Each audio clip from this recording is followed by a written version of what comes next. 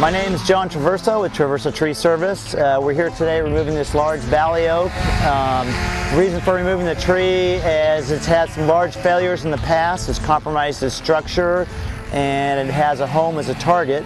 And so unfortunately we have to remove this tree, otherwise we'd love to save it.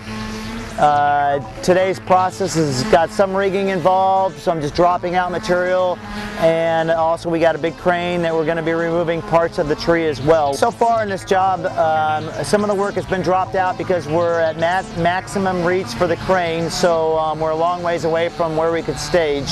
So we had to take some of the material out, and then the other half of the material is going to be craned out that sticks out over the house and so forth, because it's much safer, more efficient, and we don't risk doing any property damage or anything like that. So it's very important to have all the proper tools you need to do these kind of jobs safely. You guys are cutting up all the wood underneath there. That's going to be processed into firewood. And you can tell they all got hard hat safety glasses and ear protection. We really focus on safety here at Traverso Tree Service, and you know, these guys are never without their safety apparel. And up in the tree you'll see that the crane is getting ready to lift out a piece. You can see the big red ball up there above the climber. That's what we call a headache ball. That's the weight that loads the cable. You can see he's kind of pulling it up a little bit to preload it. And what he'll do is he's got that strapped to the wood, and the climber will cut it and it'll lift it out nice and smoothly. And it's really key to know how much the crane can hold. He's extended out a long distance from his staging area, probably about 100 and 120 feet at this point. And so he needs to know exactly how much he can cut so he can lift it out safely. He undercutted the wood. He's top cutting it now a little bit so he can break that piece free. You can see he's tied into a different portion of the tree with his climbing line.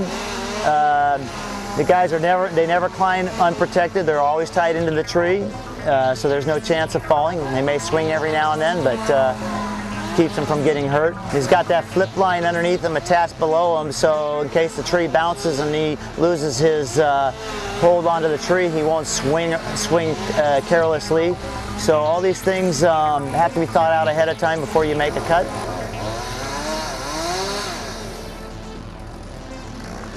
See how nice and smoothly that lifts out of there? Now the crane will lift it up and take it out to the street 100 feet away from here and set it down behind the chipper, where we'll make some nice mulch out of it.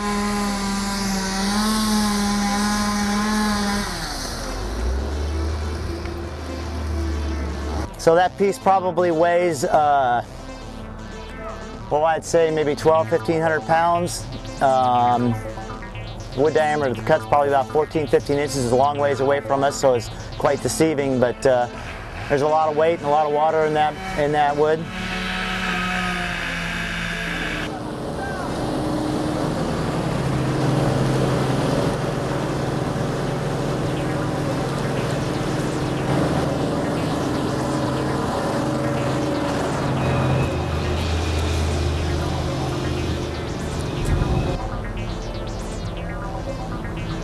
So Rafa is removing another piece out of this tree, and the strap is strategically placed. They calculate the amount of brush at the end and the amount of wood behind, so when he cuts it, it doesn't just flop, you know, upside down and get all crazy and maybe put the climber at risk.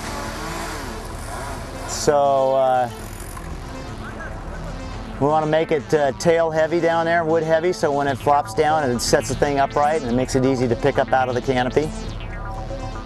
Yeah, on this particular job, since we have a crane here and it's a long ways to the chippers, the guys have cut the slash that we took out that was too far for the crane to reach, and they've cut it up and stacked it in piles, and what we'll do is we'll bring that out in bundles with the crane later. They brought it over closer where the crane can reach, and it'll just pick up the large bundles of brush. The nice thing about the crane jobs is that it makes it easy on the men. You know, they're not having to run with the brush constantly to keep up with it.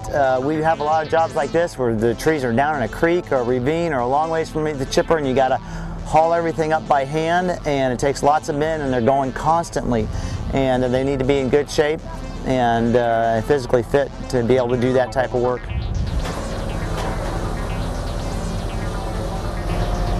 The crane operator, Will, has been doing this for a good 30 years or more. And these operate all kinds of different types of cranes and yarders and heavy-duty equipment, and you know, we really love having them help us out on these projects because we feel really comfortable having all the experience combined with ours. It's Professional Tree is the company that has the crane that we use.